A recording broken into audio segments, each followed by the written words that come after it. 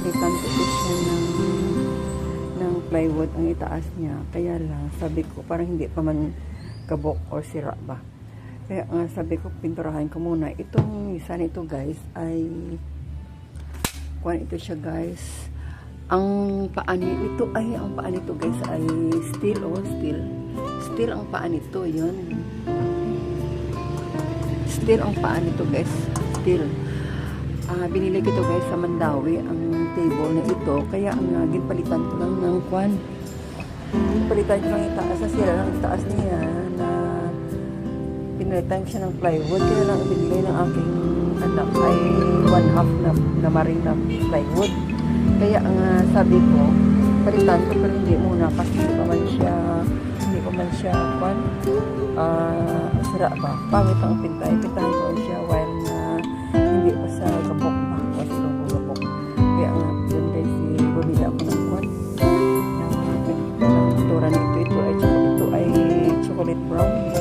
Ang color niya. Kaya at ito, pinturahan ko na guys kasi sayang ang kanyang kuwan pa, ang paan niya. Kaya kanyang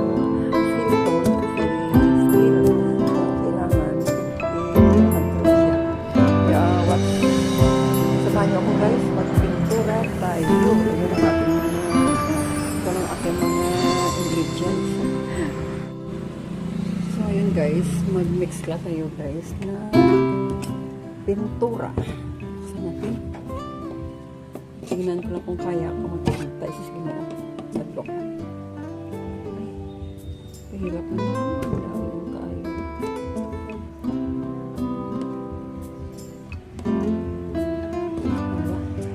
Parang hindi pa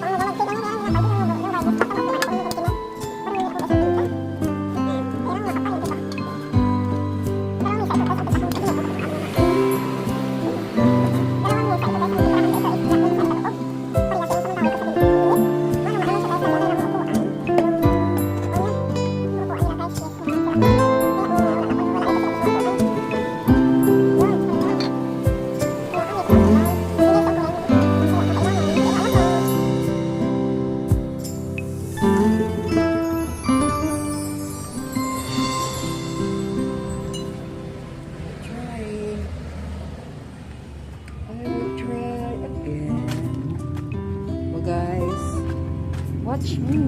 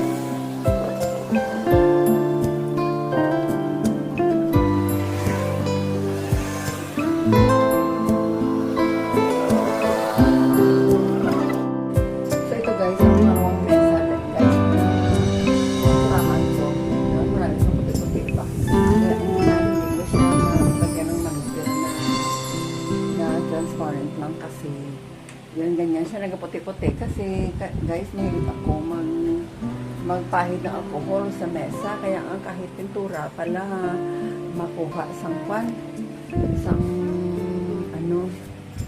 sa alcohol. Kaya irang nangyari sa aking mesa. Ito guys, mandawil. Hindi siya guys, mandawil ito. Kaya lang ito ang kanyang mga paa, mga itong kahoy. Lahat ay kahoy.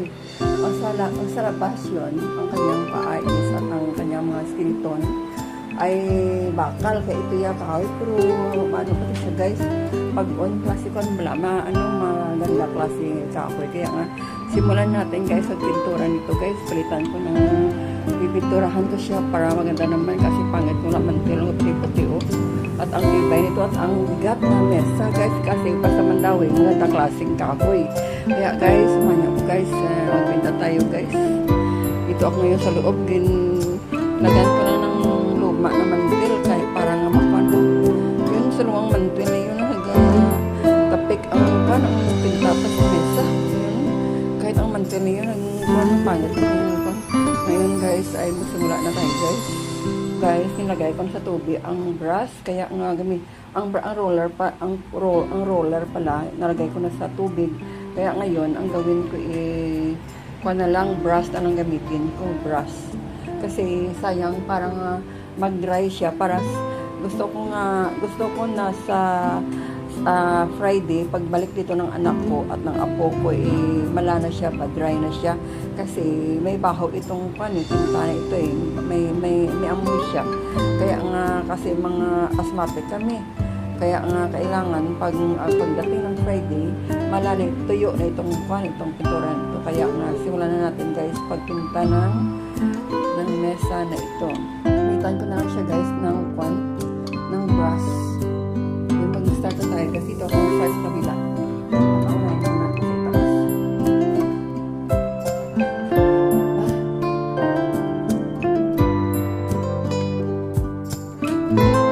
Kailangan ko yung electric fan na kapuan.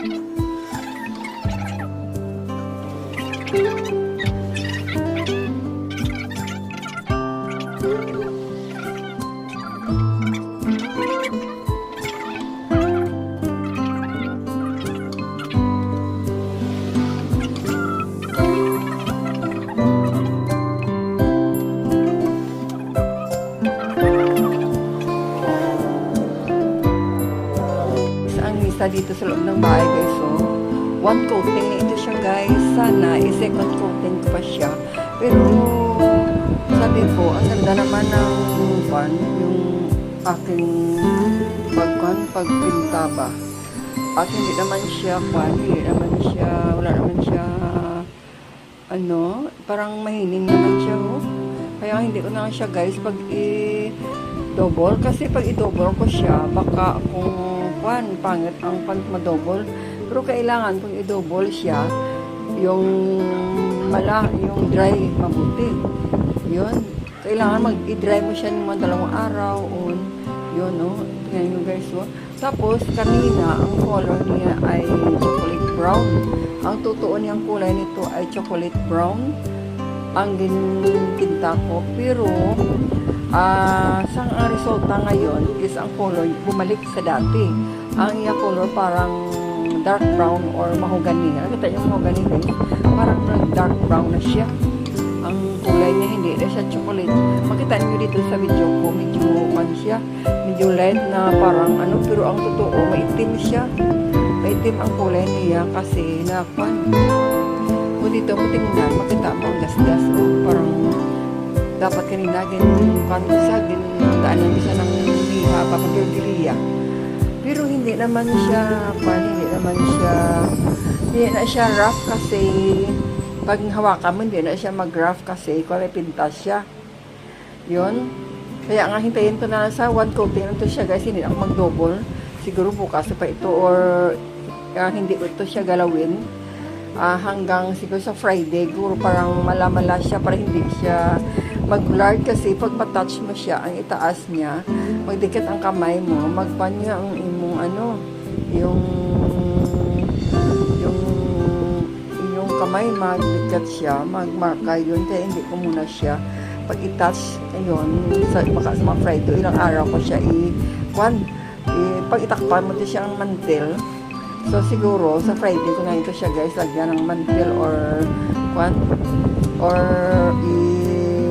dalawin para hindi siya hindi siya. Tingnan nyo, puti-puti, hindi yun. Parang lang yun. Maganda naman siya. Shiny. Ito naman guys, ang silapas guys na mesa ko. Kasi itong mesa na ito, ang plywood niya, ito ay 1/2 lang ito na marin. Hindi masyado makapal pa. Kaya nga, sige lang.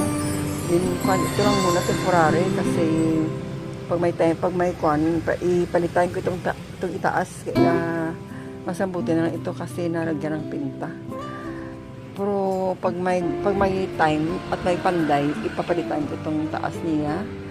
Parang ipalitan ko siya ng 1 or 1 na kapal ng plywood na marimba. Ayun guys, ang kanyang paa.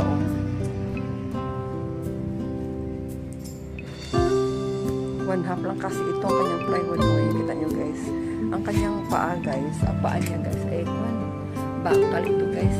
Pati itong mga parts niya ito guys, ang parts niya dito, bakal ito. Yun. Napintahan ito sa gilid. Ang gilid niya hindi napintahan. Sige lang. Kaya lang kasi tamad ako mag-sulit-sulit. And thank you so much for watching. Ito ay sa labas na mesa. At basta sa nagdikit ang kamay ko pag hawakan ko, kaya ako siguro sa mga Friday pa daw mala. So thank you so much for watching guys.